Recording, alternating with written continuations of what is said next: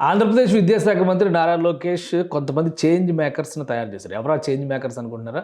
ఉపాధ్యాయులుగా ఉండి ఉత్తమ ఉపాధ్యాయులుగా బోధనలో మంచి స్కోర్ సాధించినటువంటి 37 మందిని ఎంపిక చేసి సింగపూర్‌లో వివిధ విద్యా సంస్థల పరిశీలనకు పంపించారు. వాళ్ళందరూ కూడా తిరిగొచ్చిన తర్వాత వాళ్ళతో ఒక భేటీ నిర్వహించారు.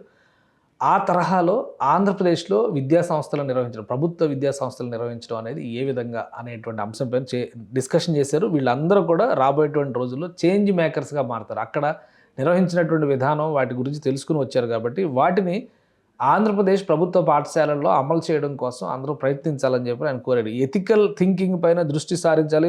ప్రభుత్వ ఉపాధ్యాయులను మించిన టీచర్లు ప్రైవేట్ బడుల్లో లేరు. లక్షల మంది బిడ్డల భవిష్యత్తు మనపై ఆధారపడి ఉంది. విద్యారంగంలో ఏపీని మొదటి స్థానంలో నిలిపేందుకు సమిష్టిగా కృషి చేద్దామని చెప్పని ఆయన చెప్పారు. విదేశాల్లో శిక్షణ పొందిన ఉపాధ్యాయులు అందరూ కూడా చేంజ్ మేకర్స్ కావాలి. అక్కడ నేర్చుకున్న వాటిని సహ టీచర్లకు నేర్పించాలి. మేము అండగా ఉంటామని చెప్పని ప్రభుత్వ పక్షాన్ని చెప్పారు. వచ్చినటువంటి ఉపాధ్యాయులు కూడా చాలా ఆసక్తిని, అంటే బోధన తక్కువ, అభ్యసన అధికం, అక్కడ ఏం జరుగుతుందనేది కూడా వీళ్ళు చెప్పారనమాట. పాఠశాల నిర్వహణ ఏ విధంగా ఉంటుంది, అలానే జీవితకాల అభ్యసనకు ఉపయోగపడేటువంటి మార్గాలేంటి, ఇవన్నీ కూడా వివరించారు.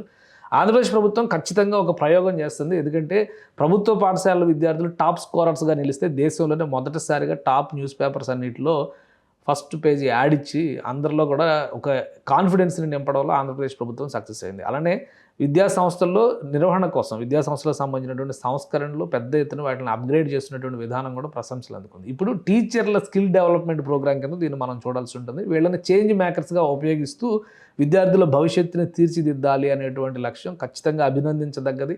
నిజంగానే ప్రభుత్వం చెప్పినట్టుగా ప్రభుత్వ ఉపాధ్యాయుల్ని మించిన అర్హత కలిగినటువంటి వాళ్ళు ప్రైవేటు పాఠశాలలో ఉండరు. వాస్తవానికి ప్రభుత్వ ఉద్యోగాలు సాధించలేని వారందరూ ప్రైవేట్ పాఠశాలకు వస్తారు. కాబట్టి ప్రభుత్వ పాఠశాలలో more qualified, more efficient teachers ఉంటారు కాబట్టి వాళ్ళ సేవలను పూర్తి స్థాయిలో ఉపయోగిస్తే ఫలితాలు ఖచ్చితంగా అద్భుతంగా ఉంటాయి.